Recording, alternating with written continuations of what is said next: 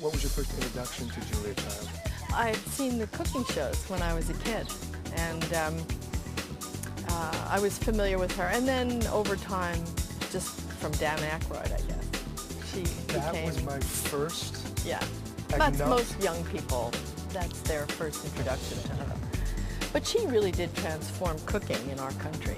I mean, it was really sort of appalling what everybody was eating. What do you feel that love and food have in common?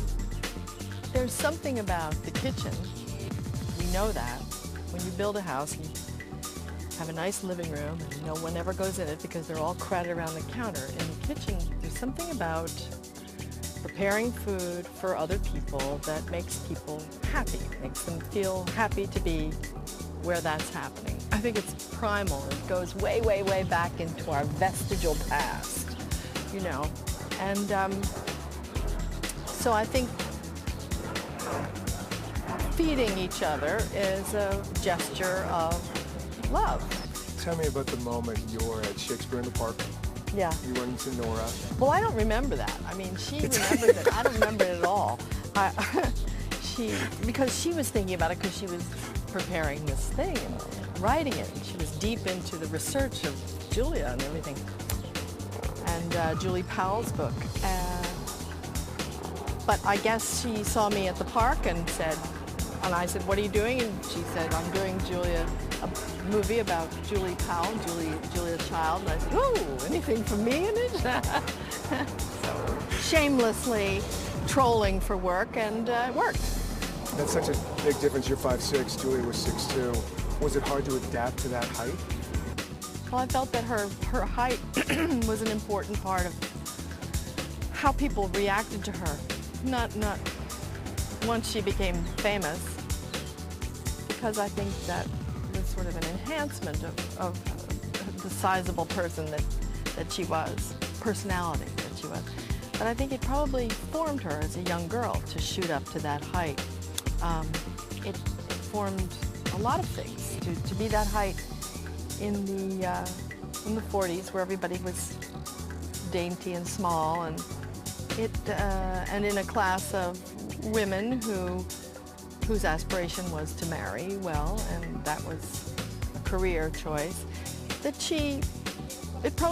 height probably had a lot to do with steering her on a wilder course to go to Washington, to try to work in this overseas enterprise in China with the early version of the OSS, early version of the CIA.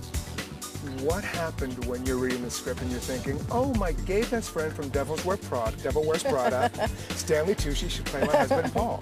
I've been so fond of him as an actor, director. In person, we often co-captain a charades team at Christmas time, and actually we're the opposite teams. We're, at each other's throats at that game. It's supposed to be fun, but it's really for blood. And so I knew him, and I really wanted to work with him again. I thought he was great. But if you look at pictures of Paul Child, Stanley looks quite a bit like him. And Stanley has an urbanity and a real sophistication. And he has just deep masculine charm, which is a thing you can't act. You have it or you don't. And he has that. So I thought he'd be perfect. You know how someone springs right in front of your mind when you read it.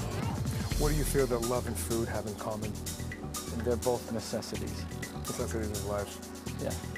Was it odd, she's 5'6"? Yeah. Julia Child 6'2". Was it odd to see her at that height? Oh God, it was so funny because of all the little things you have to go through. The big, heels that she's wearing, and then on platforms, so we had to sort of navigate around these platforms. Is there something that you learned about Meryl on this film that you found surprising, like, oh, I didn't know that? She's even better than I thought, which I didn't think was possible. Yeah. Tell me about that onion scene. Heaps Funny. of onions. Yeah. Did your eyes get all teary-eyed? A little bit at one point, yes. But luckily I didn't get quite as close as she did. She was right there on top of it.